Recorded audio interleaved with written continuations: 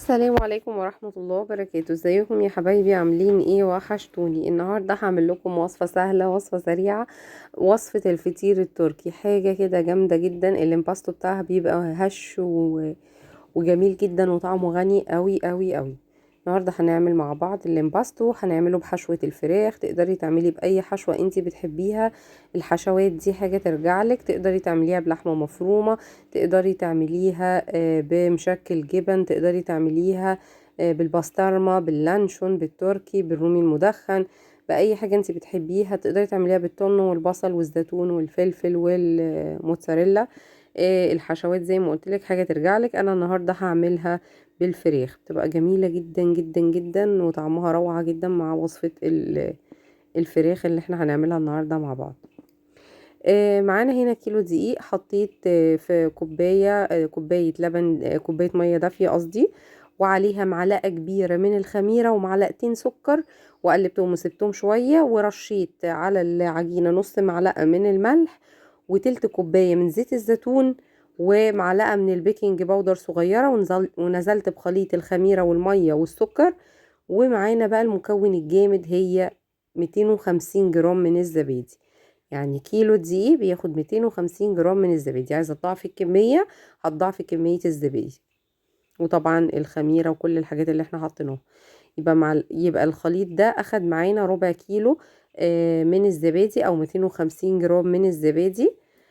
روعة. بصي الهشاشين، ولازم تكون بتلزق حاجة بسيطة، وتكون ناعمة كده زي ما انت شايفة. هسيبها ساعة ترتاح، ونعمل مع بعض الحشو. كمية الامباستو اللي احنا عملناها دي هتعمل فطيرتين كبار حجمهم كبير. عايزة تضاعفي الكمية طبعا هتضاعفي الدقيق، هتضاعفي الخميرة، هتضاعفي البيكنج باودر، كل الحاجات اللي احنا حطيناها، زيت الزيتون، الزبادي، الحاجات دي كلها. هنا بقى هنعمل مع بعض الفراخ. نزلتها في طاسة سخنة وعملت لها صدمة، وهنزل دلوقتي بالبصل. قد ايه بصل؟ 3 بصلات كبار متقطعين جوليان، وهشوحهم. وهنزل بقى بالتوابل الجامدة بتاعتي: فلفل اسود، معلقة من الكركم، نص معلقة من البابريكا، معانا معلقة من الزعتر، وطبعا نص معلقة من الفلفل الاسود اللي انتوا شفتوها في الاول. يبقى معلقة من الكركم، نص معلقة من البابريكا، نص معلقة من الفلفل الأسود، ومعلقة كبيرة من الزعتر. والزعتر بيخلي طعم الفراخ في الوصفة دي جامد قوي. بتعمليه كحشوة. طبعا الفراخ دي بتبقى مع الامباستو ده. الامباستو هش كده وفيه قرمشة، والفراخ من جوه جوسي وطرية، وطعم الزعتر جامد قوي. بتبقى حاجة كده جامدة.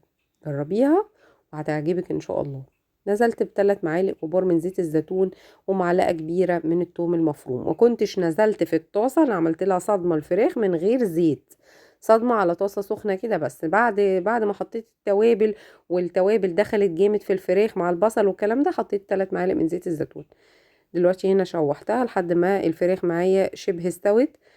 نزلت بالفلفل الالوان. تقدري تحطي اي نوع فلفل انتي بتحبيه، ولو عايزه تحطي سبايسي كمان بتبقى جميله قوي. الناس اللي ما بتحبش السبايسي ما تحطش سبايسي. انا حطيت فلفل احمر وفلفل اخضر، وحطيت ربع كوبايه من الزيتون. ربع كوبايه كبيره من الزيتون، يعني لو كوبايه صغيره تبقى نص كوبايه. سبتهم 3 دقايق، وبعدين طفيت عليهم لاني جا الفراخ كانت 3/4 سوا. سبتهم بقى يعني حاجه بسيطه كده تشوحوا الفلفل والزيتون معاها، وبعدين طفيت عليها لان انا كنت عايزه الفلفل يفضل مقرمش وكروكانتي هو والزيتون، ما يبقاش دايب ومش طعمه مش باين. العجينه دي زي ما انا ما قلت لكم، او الامباستو ده هينفع يتعمل منه 4 كور كبار. علشان نعمل فطيرتين كبار هنقسمهم على 4 كور. كورة طبعا هتبقى للبازي، وكورة للوش، وهكذا. يعني ايه، خلينا متفقين ان هم هيعملوا 4 كور كبار، يعني فطيرتين كبار. زي ما انتي شايفة فردتها بالسمك ده، السمك ده بس كده مظبوط قوي. وهي بتتفرد بمنتهى السهولة لانها خمرت كويس. والامباستو ده يا جماعة ناجح 100%، يعني ان شاء الله اي حد هيعمله هيطلع معاه بيرفكتو من اول مرة.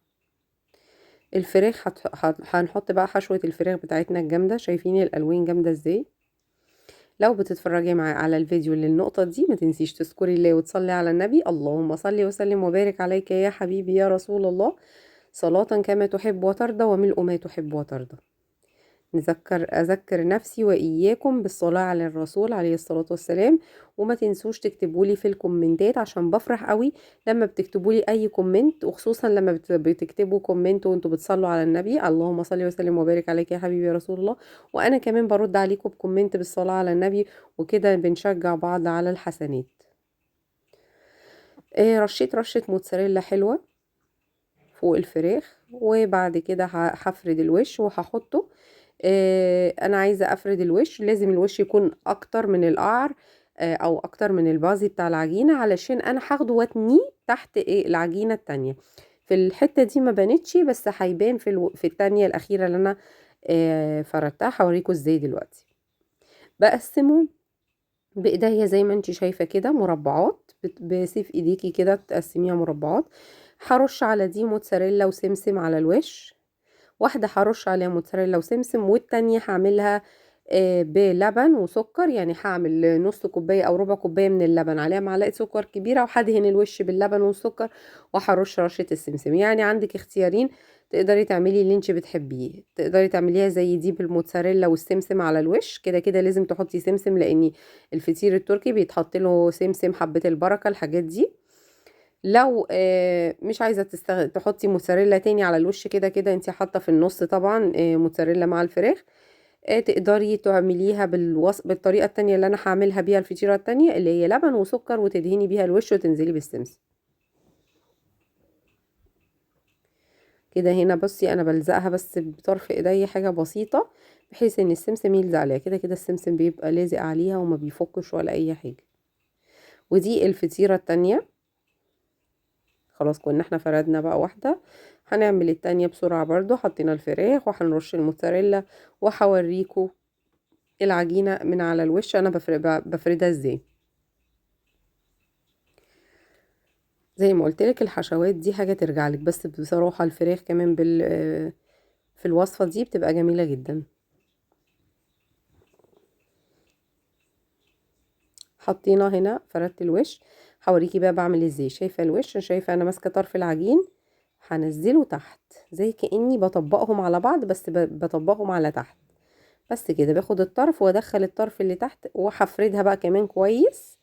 يعني هفضل الفها كده. انا بصي وريتك بالراحه، وبعد كده انا هلفها بسهوله ما بتاخدش وقت خالص. وبعدين افردها بايديا زي ما انت شايفه، وارجع شكلها متساوي تاني.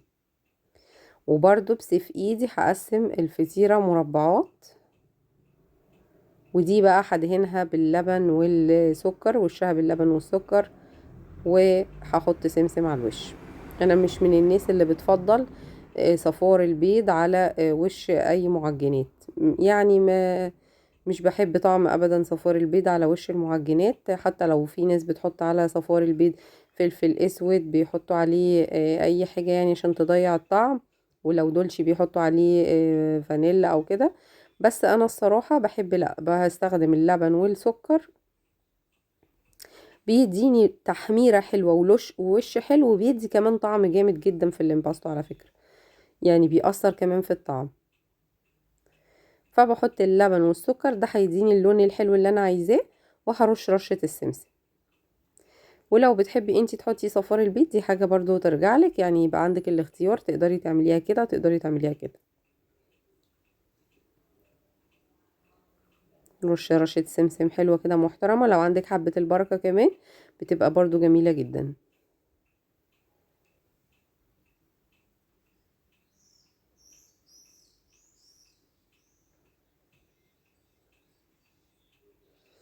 دخلتها الفرن، وطبعا كلنا عارفين طبعا ظبطة الفرن بتاعنا، درجة حرارة عالية شوية، وكان ساخن مسبقا. وكمان بعد ما استوت اديتها وش تحت الشواية. شايفة دي اللي معمولة باللبن والسكر، والله اللون روعة. الكاميرا ظلمة اللون. لو عجبك الفيديو متنسينيش من لايك ومشاركة وسبسكرايب للفيديو. وبون ابيتي.